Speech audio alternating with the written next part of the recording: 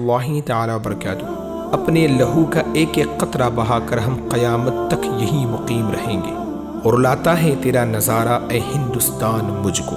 آج کل ملک میں شاید ہی کوئی ایسا دن گزرتا ہے جس دن کسی مسجد یا درگاہ کے نیچے مندر نہ نکلتا ہو۔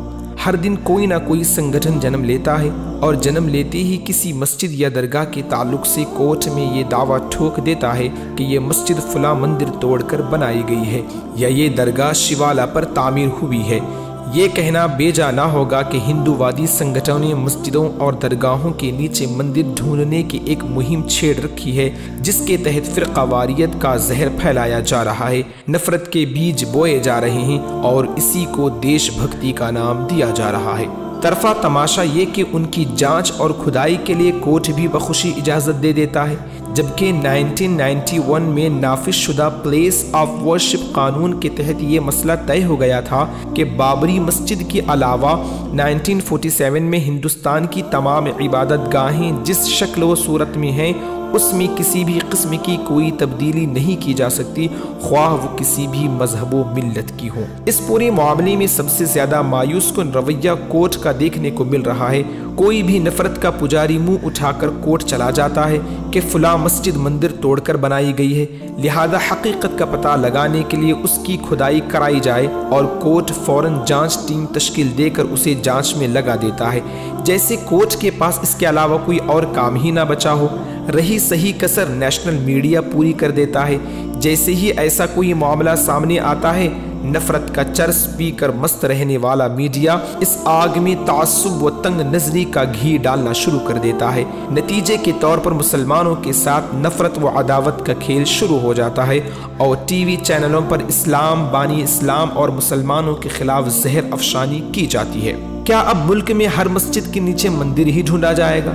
فرقہ پرست طاقتیں اپنی سیاسی روٹی سیکنے کے لیے ایسا ضرور چاہیں گی، لیکن سنگین صورتحال یہ ہے کہ ایسی درخواستیں جوڈیشری کے ذریعے فوراً قبول کر لی جا رہی ہیں جو پلیس آف ورشپ 1991 ایکٹ کے سراسر خلاف ہیں، جبکہ ایسی درخواستیں پہلی ہی نظر میں نہ صرف رد کر دی جانی چاہیے بلکہ درخواست گزار پر جرمانہ بھی عائد ہونا چاہیے۔ اگر اس سنگ کو ملک کی جوڈیشری کے ذریعے ایسے ہی جواز فراہم کیا جاتا رہا تو وہ دن دور نہیں جب ہر مندر کے نیچے بدھ مندر، گرودوارا اور چرچ ڈھونڈنے کا ٹرینڈ چل پڑے گا۔ تو کیا حکومت اور جوڈیشری سبھی مسجدوں، مندروں، گرودواروں اور گرجا گھروں کو کھودنے کا فرمان جاری کر دیں گے؟ اگر ایسا ہوا تو کیا یہ سلسلہ صرف مسجد، مندر، چرچ اور کلیسا تک ہی محدود رہے گا؟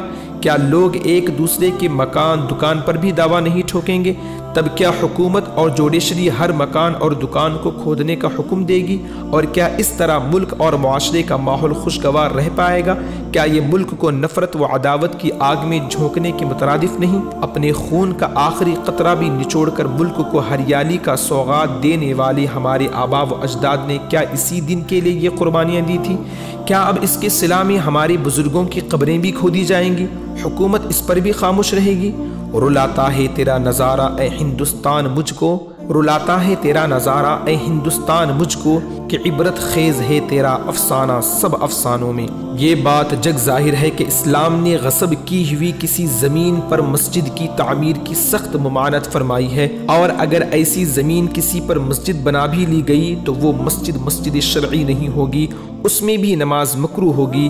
یہ تو عام زمین کا حکم ہے، تو کسی دوسرے مذہب کی عبادت گاہ توڑ کر اس پر مسجد بنانے کا حکم کتنا سخت ہوگا، اس کا اندازہ کیا جا سکتا ہے۔ پھر یہ کیسے ممکن ہے کہ کوئی مسلمان کسی مندر کو توڑ کر مسجد بنائے اور علماء اس پر خاموش تماشائی بنے رہیں؟ لہذا حکومت ہند سے یہ التجا کی جاتی ہے کہ اس طرح کے معاملات پر روک لگائے اور ہندوستان کے ماحول کو خراب نہ کرنے دے۔